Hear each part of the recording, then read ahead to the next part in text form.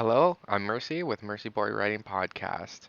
If you'd be so kind, if you like my content, to subscribe, hit the like button, and maybe leave a comment to see how you like it. Now, with that over with, let's get into the story. Night sky flowing by like dark waves of depression. Looking out into the dark sky, every time I think about the day, it always brings back the gloom. That is why I only work at night and sleep all day. Those who choose the night are a special breed, though. They don't care of the pleasantries of people, nor do they see the world in the same light. Normally they see all of the disfiguration and the problems, but not everybody who walks in the shadows stays sane. Some lose their way, others fall to depression and take their own life. For me, it's to stay away from those who would see me.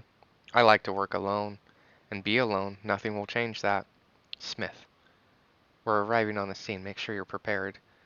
Peering over to Morona, investigator for the United Nations, or for short, UN. I hate them, all of them. Why they asked me to help is beyond me, and not to mention my own stupidity for even agreeing with him to work on this case. Morona wasn't too bad, though. She stays quiet, doesn't ask questions, and stays to herself. Now that's a good person. Seeing red and blue lights flashing ahead of us. We turned off the main road, heading down a long dirt one. Trees were abundant around us with a lot of brush. It was an ideal area to hide a lot of things from drugs to humans. The human race is a disgusting species. We're the only ones that are able to completely destroy our own world, all of the way to slavery. If you can think of it, the human race has gone out of their way to do it. I mean, take fracking. It's the new crave, stupid. Now we're poisoning our own water supply just for money and greed and stupidity. Smith, we're here. Looking ahead, dozens of cop cars lined up around a house. Several state troopers were there as well. Getting out of the car, walking forward, grabbing a pack from my chest pocket, taking a smoke and light and inhaling deep, then exhaling, looking ahead, getting myself mentally prepared for what was going to come next. Morona walking in front of me. As the two of us continued walking up, two state troopers were standing there. They were talking amongst themselves, although one was clearly upset, nearly yelling at the other. Myrna stepped up to one of them and then immediately turned around, snapping, "What do you want, girl?" She nearly jumped from him, walking past her, walking up to his face, staring down to him, inhaling the smoke, then exhaling it, allowing all the smoke to hit his face. He was immediately filled with anger, drawing the weapon. But before he could even unstrap his pistol, I drew my dagger up to his neck, holding it there. "We are here to remedy a situation, pig. Now I'd like if you kept yourself in a dignified manner before I slice it out of your neck." The trooper was quivering with fear. You can't threaten me. I'm an officer of the law. You have to obey me." His words shallow with fear. "Oh, is that right? I was not under the understanding that, you know, see, I work for the UN, so I serve no country or their laws. Now I could kill you right now, smother your body in gasoline, and then piss on you. And nobody would be able to stop me. No country could say anything. Now what will you do, officer?" He took his hand off his weapon, then dropped to his knees, sheathing my dagger back in the place right under my cloak, looking to the other trooper. "What's your name?"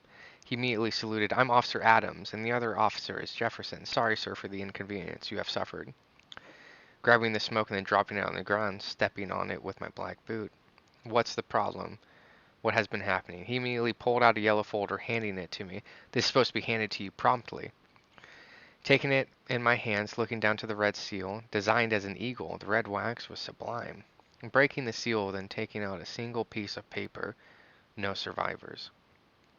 Nodding my head softly, dropping the paper, then reaching slowly into my cloak, both my hands gripping onto my MP5, swiftly pulling it out. As the officers started to draw their weapons, Morona tackled Jefferson, and then I pointed the weapon at Adams.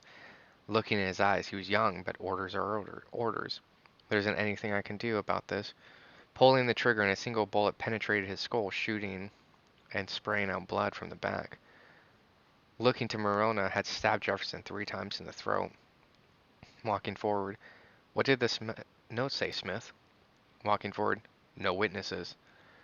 Walking left, holding the MP5 up to my shoulder. "Understood."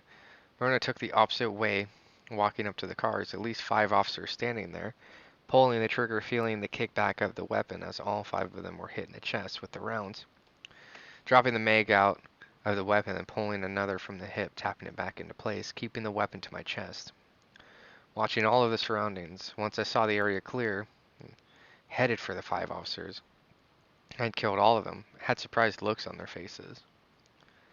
Opening up one of the officer's coat's pocket, grabbing his wallet, looking at it for a short stream of pictures came flowing down, showing him with his wife and a little girl.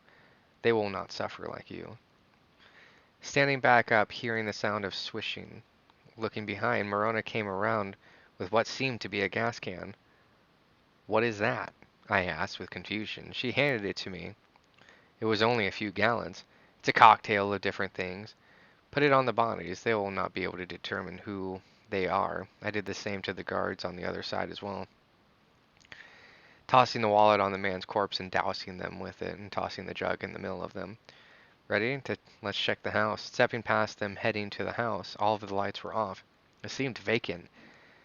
Tapping the side of my eye, green hollow optics appeared in front of them, turning everything bright. "I'll go in first. You follow." Morona got behind me, lifting my leg, kicking the door, watching it blow off the door latch, then crash on the floor. Lowering the weapon, looking inside. "Go." Walking in swiftly, the gun chest height. Scan. A red pulse emitted into the house, looking around, but nothing was highlighted. There's no human signature in here. Hearing a thud upstairs. "That is not right," Morona said with confusion. "Yes, you're correct. That there's somebody in the house, and as far as I know, the UN hasn't made anything that can block a human signature scanner. Let's go." I'm walking around, looking to my right, wooden stairs leading up to the second floor. Taking the first step up the stairs, the old wood cracked, doing my best to stay quiet, but this house was built within the last 60 years. Stepping up further, reaching the second floor, then getting to the top, a short hallway laid there with 2 doors in front of me. Pointing to the door on my left, Morona quickly went to it. Standing behind her, ready, we both rushed to the door, looking around the room, but nothing. The window was broken, with an old paint chipping off the side. Shaking my head. One last room. We both slowly went to it. Getting to the door first, putting my hand on the cold doorknob, nodding my head to Morona, and quickly opening it, we both rushed in. Blue light shot towards us, grabbing Morona and pushing her to the side, as a searing pain shot through my right arm, dropping the weapon, hitting the ground. Looking up at the optics were malfunctioning, just static. Tapping the side of my eyes dissipated away, and my eyes adjusting to the darkness. An orange orb sat in the middle of the room. Blue lightning streaks coming from a young girl on the inside of it. "What are you?"